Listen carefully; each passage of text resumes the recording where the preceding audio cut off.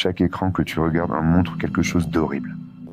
Je voyais environ 80 à 100 images de matériel d'abus sexuels sur enfants, ou si j'étais en intervention, je pouvais en voir de 10 à 10 000 en une journée. Je pense que la plupart de ces promesses des entreprises de réseaux sociaux de faire le ménage ne sont que des paroles en l'air. Pendant les plusieurs années où j'ai travaillé là-bas, je crois que nous n'avons été responsables que de l'arrestation d'un seul groupe de pédophiles.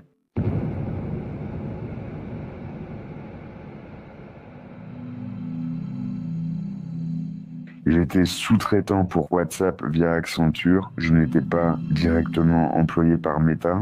Cette société de sous-traitance m'a toujours payé. Mon rôle consistait à examiner les images et à déterminer s'il s'agissait de pornographie infantile ou d'une image non offensante. WhatsApp est en fait chiffré de bout en bout. Rien ne sera partagé, à moins qu'une personne dans ce groupe ne signale ce message. Je recevais un ticket expliquant ce qui a été signalé, puis je devais examiner le ticket. Et je devrais appuyer sur l'un des 3 boutons pour décider de la gravité sur une échelle allant de pas offensant à vraiment, vraiment grave. J'appuyais juste sur le bouton du clavier signalant une image rouge et ensuite je n'entendais plus jamais parler de ça. Il ne m'a fallu qu'environ 2 mois pour me rendre compte qu'il y a des défaillances systémiques dans l'entreprise concernant la manière dont nous traitons les contenus d'abus sexuels sur enfants. Chaque fois que nous prenions des décisions, le membre du personnel de Meta nous donnait un retour. Ensuite, le client transmet son retour à l'assurance qualité, qui le communique aux agents via la chaîne de commandement.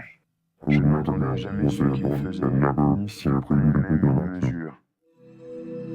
Il y a eu de nombreuses fois où j'aurais vu du contenu que j'aurais considéré comme offensant. J'ai vu une photo d'un garçon en Afrique dans un pneu, nu, en détresse, pleurant à chaudes larmes, comme lors d'un genre de rituel d'humiliation publique.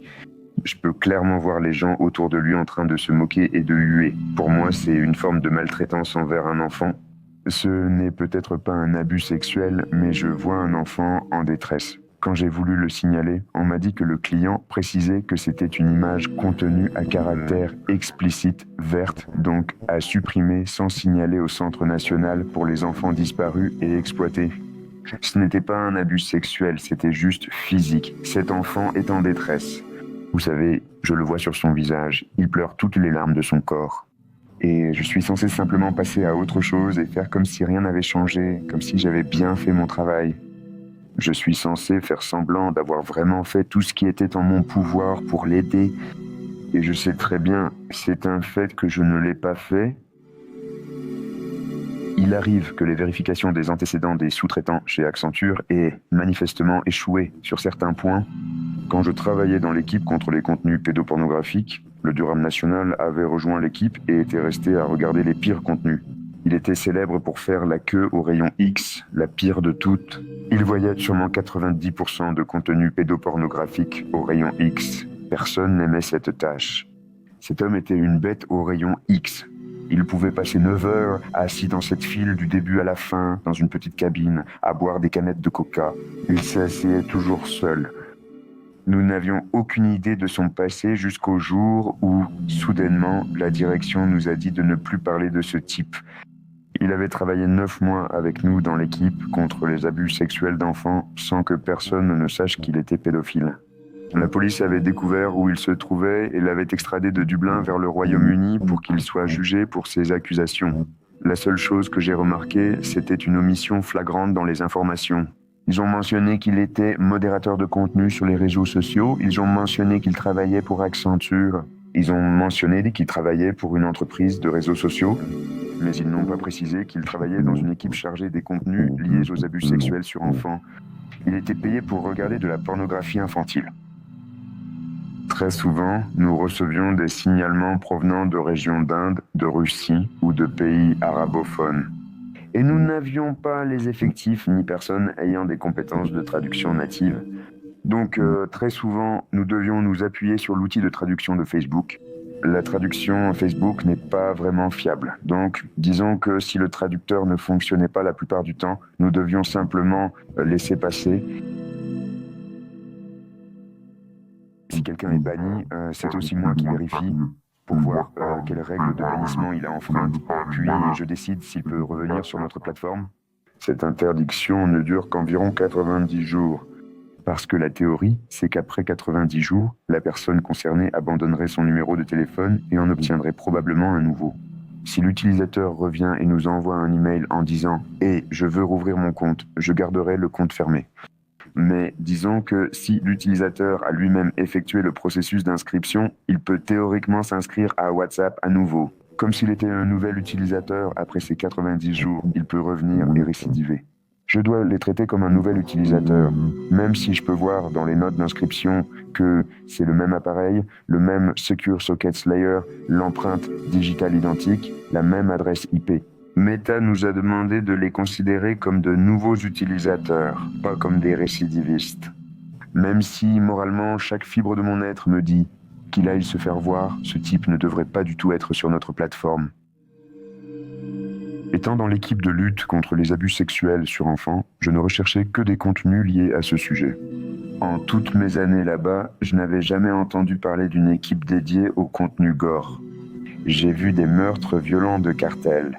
J'ai vu un garçon de 8 ans en Inde décapité et mort dans un fossé. Je me demandais, quelqu'un peut-il agir contre cette personne pour ça ? Et à chaque fois, on me disait qu'il n'y avait pas d'équipe pour ça. C'est un enfant et nous, on est l'équipe contre les abus sexuels sur enfants. Donc, du coup, qu'est-ce qu'on fout là ? On peut voir un corps se décapiter et penser, tu vois. Ce n'est pas de la pornographie infantile. Personne ne fait l'amour au cadavre, donc c'est acceptable. Donc,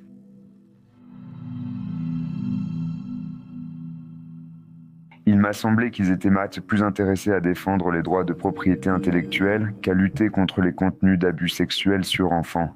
Le seul type de mise à jour sur lequel nous voulions nous concentrer concernait cette propriété intellectuelle.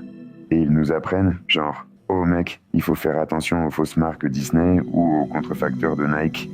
Et je me dis, vous avez complètement ignoré le problème du matériel d'abus sexuel sur enfants que vous avez. Sérieusement, pourquoi j'en aurais quelque chose à faire de votre propriété intellectuelle ? Je m'en fous complètement de Mickey Mouse. Une chose que j'avais remarquée pendant que je faisais des astreintes, c'était qu'une grande partie des employés venaient d'Inde et du Brésil. La plupart de ces personnes se voyaient offrir un parrainage de visa par Accenture. L'argument principal était « Viens en Irlande, dans 5 ans, tu deviendras citoyen naturalisé ». Et une chose que j'avais remarquée, c'est que beaucoup d'entre eux étaient poussés à faire des astreintes. Ils étaient exposés à beaucoup plus de choses traumatisantes en un temps beaucoup plus court et intense parce qu'ils ne savent pas que ce niveau d'exposition n'est pas du tout normal. Je décrirais le travail comme un bureau chic et à chaque écran que vous regardez, il y a quelque chose d'horrible. Moi, personnellement, j'ai géré ça avec beaucoup de consommation de substances et ce n'était pas du tout rare sur le plateau. Ou la lente descente dans l'alcoolisme, où vous voyez chaque jour des gens passer encore et encore par le même bar. Les ressources qui nous étaient normalement fournies consistaient en une séance de conseil d'une demi-heure avec ce conseiller qu'ils appelaient un coach bien-être. C'étaient tous des gens adorables, mais ils n'étaient pas vraiment équipés pour gérer ces sujets lourds. Il était clair pour moi qu'ils cochaient les cases pour voir si j'étais suicidaire ou non. Comme je n'atteignais pas le seuil, ils m'ont jugé apte à travailler, malgré mes nombreux problèmes de santé mentale à ce moment-là. Et ça donnait l'impression que je m'en fichais. Je ne pense vraiment pas être la même personne que lorsque j'ai commencé ce travail. Je crois avoir développé un trouble de stress post-traumatique à cause de ça. Je pense que c'est quelque chose que je porterai avec moi pour le reste de ma vie. Ce sera quelque chose qui influencera mon avenir. Je pense que la plupart de ces promesses des entreprises de réseaux sociaux de faire le ménage ne sont que des paroles en l'air. Comment pouvez-vous dire à un gouvernement que vous gérez le problème sans même expliquer comment l'aborder ? Un client penserait sûrement à chaque problème de pornographie infantile. Nous avons un sous-traitant, c'est leur affaire. Ce n'est plus entre nos mains. Il y avait tellement d'enfants que nous aurions pu aider et nous n'avons rien fait. Nous sommes là uniquement pour faire de la communication. Nous ne sommes pas là pour aider réellement les gens. Nous sommes juste là pour donner l'illusion que le contenu est modéré